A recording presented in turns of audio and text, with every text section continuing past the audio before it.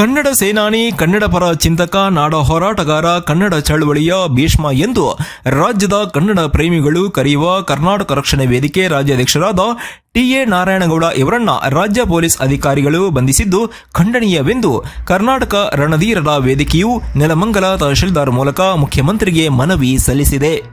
ಬೆಂಗಳೂರು ನಗರದ ವ್ಯಾಪ್ತಿಯಲ್ಲಿರುವ ವಾಣಿಜ್ಯ ಮಳಿಗೆಗಳು, ಕಟ್ಟಡಗಳು ಹಾಗೂ ಇನ್ನಿತರೆ ವ್ಯಾಪಾರ ಸ್ಥಳಗಳಲ್ಲಿ 60% ಕನ್ನಡ ಭಾಷೆಯನ್ನ ಬಳಸಬೇಕೆಂದು, 40% ಇಂಗ್ಲಿಷ್ ಆಂಗ್ಲ ಭಾಷೆಯನ್ನ ಬಳಸಬೇಕೆಂದು ಸ್ಥಳೀಯ ಪ್ರಾಧಿಕಾರದ ಹಾಗೂ ಬಿಬಿಎಂಪಿ ಮತ್ತು ಸರ್ಕಾರದ ಆದೇಶ ಇದ್ರೂ ಸಹ ಈ ಆದೇಶಗಳನ್ನು ಉಲ್ಲಂಘನೆ ಮಾಡಿ ಹಿಂದಿ, ತೆಲುಗು, ತಮಿಳು, ಮಲಯಾಳಿ ಸೇರಿದಂತೆ ಆಂಗ್ಲ ಮತ್ತು ಹಿಂದಿ ಭಾಷೆಗಳಲ್ಲಿ ನಾಮಫಲಕಗಳನ್ನು ಹಾಕಿಕೊಂಡು ವ್ಯಾಪಾರ ಮಾಡುತ್ತಿದ್ದಾರೆ. ಇದನ್ನ ಖಂಡಿಸಿ ಕರ್ನಾಟಕ ರಕ್ಷಣಾ ವೇದಿಕೆ ಮತ್ತು ಕನ್ನಡ ಪರ ಸಂಘಟನೆಗಳು 27 ಬೃಹತ್ ಪ್ರತಿಭಟನೆಯನ್ನ ಮಾಡಿತ್ತು. ಈ ಸಂದರ್ಭದಲ್ಲಿ ಪಟ್ಟಭದ್ರ ಹಿತಾಸಕ್ತಿಗಳ ಒತ್ತಡಕ್ಕೆ ಮಣಿದ ರಾಜ್ಯ ಸರ್ಕಾರ ಕನ್ನಡ ಸೇನಾಧಿಪತಿಗಳನ್ನ ಮತ್ತು ಟಿ.ಎ. ನಾರಾಯಣಗೌಡ ಇವರನ್ನ ಬಂಧಿಸಿ ಜೈಲಿಗಟ್ಟಿರುವುದು ಕನ್ನಡಿಗರಿಗೆ ತೀವ್ರ ನೋವು ಆಗಿದೆ ಎಂದು ಕರ್ನಾಟಕ ರಣಧೀರರ ವೇದಿಕೆಯು ಕರ್ನಾಟಕ ರಕ್ಷಣಾ ವೇದಿಕೆ ಸೇನಾನಿಗಳನ್ನ ಬಿಡುಗಡೆ ಮಾಡುವಂತೆ ರಾಜ್ಯ ಸರ್ಕಾರವನ್ನ ಮನವಿ ಪತ್ರ ಸಲ್ಲಿಸುವ ಮೂಲಕ ಬಿಡುಗಡೆಗೆ ಒತ್ತಾಯಿಸಿ ನೆಲಮಂಗಲ ತಹಶೀಲ್ದಾರ್ ಮುಖೇನ ಮುಖ್ಯಮಂತ್ರಿಗಳಿಗೆ ಮನವಿ ಸಲ್ಲಿಸಿದರು.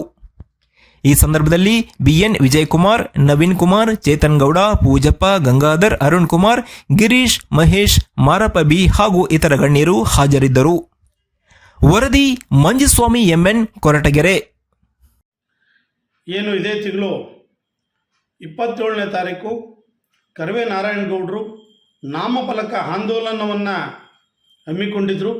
ಈ ಆಂದೋಲನದಲ್ಲಿ ಈ ಭ್ರಷ್ಟ ಸರ್ಕಾರ ಏನು ಕನ್ನಡ ರಾಮಯ್ಯ ಅಂತ ಕರಿತಿದ್ವಿ, ನಮಗೆ ನಾಚಿಕೆ ಆಗ್ತಾ ಇದೆ ಇವತ್ತು ಕನ್ನಡ ರಾಮಯ್ಯ ಅಂತ ಕರೀಲಿಕ್ಕೆ. ಸಿದ್ದರಾಮಯ್ಯ ಅವರು ಮುಖ್ಯಮಂತ್ರಿಗಳು ಹಾಗೂ ಗೃಹ ಮಂತ್ರಿಗಳ ನೇತೃತ್ವದಲ್ಲಿ ಕರ್ವೆ ಕಾರ್ಯಕರ್ತರನ್ನು ಪೊಲೀಸ್ ಇಲಾಖೆಯನ್ನು ಬಳಸ್ಕೊಂಡು ಬಂಧನ ಮಾಡಿದ್ದಾರೆ. ಇದು ಕನ್ನಡಿಗರಿಗೆ ಮಾಡಿದಂಥ ಅವಮಾನವೇ ಸರಿ. ಕನ್ನಡ ನಾಡಿನಲ್ಲಿ, ಕರ್ನಾಟಕದಲ್ಲಿ ಕನ್ನಡವೇ ಸಾರ್ವಭೌಮ ಭಾಷೆ. ಅದನ್ನು ಅರಿಯದ ಮುಟ್ಟಾಳರಿಗೆ ಬಿಸಿ ಮುಟ್ಟಿಸುವಂಥ ಕಾರ್ಯಕ್ರಮವನ್ನು ಕರ್ವೆ ನಾರಾಯಣಗೌಡರು ಮತ್ತು ಅವರ ತಂಡ ಮಾಡಿದೆ. ಇದು ಶ್ಲಾಘನೀಯವಾದಂಥ ವಿಚಾರ. ಇದನ್ನು ಸ್ವಾಗತಿಸಬೇಕಾದಂಥ ಸರ್ಕಾರ,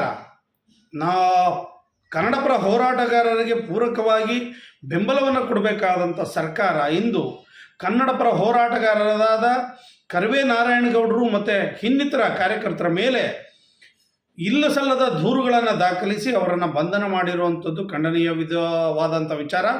ಈ ಕೂಡಲೇ ಬೇಷರತ್ತಾಗಿ ಕರ್ವೆ ನಾರಾಯಣಗೌಡರನ್ನು ಮತ್ತು ಕರ್ವೆ ಕಾರ್ಯಕರ್ತರನ್ನು ಬಿಡುಗಡೆಗೊಳಿಸಬೇಕು. ಅವ್ರ ಮೇಲೆ ಆಗಿರ್ತಕ್ಕಂಥ ಎಲ್ಲ ದೂರುಗಳನ್ನು ಖುಲಾಸೆ ಮಾಡಬೇಕು, ವಾಪಸ್ ತಗೊಳ್ಬೇಕು ಅಂತೇಳಿ ಒತ್ತಾಯವನ್ನು ಮಾಡ್ತೇವೆ. ಇಲ್ಲವಾದರೆ ಮುಂದಿನ ದಿನಗಳಲ್ಲಿ ರಾಜ್ಯಾದ್ಯಂತ ಸಾವಿರಾರು ಸಂಘಟನೆಗಳಿವೆ. ಕನ್ನಡ ಅನ್ನೋ ವಿಚಾರ ಬಂದಾಗ ಎಲ್ಲ ಸಂಘಟನೆಗಳು ಒಂದೇ. ನಾವು ಯಾವುದೇ ಕಾರಣಕ್ಕೂ ಕನ್ನಡವನ್ನು ಬಿಟ್ಟು ನಾವು ಹೊರಗಡೆ ನಿಲ್ಲೋದಿಲ್ಲ.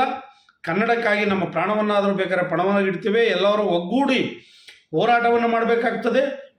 ಮುಖ್ಯಮಂತ್ರಿಗಳು, ಉಪಮುಖ್ಯಮಂತ್ರಿಗಳು ಹಾಗೂ ಗೃಹ ಮಂತ್ರಿಗಳ ಮನೆಯನ್ನು ಮುತ್ತಿಗೆ ಹಾಕಬೇಕಾಗ್ತದೆ.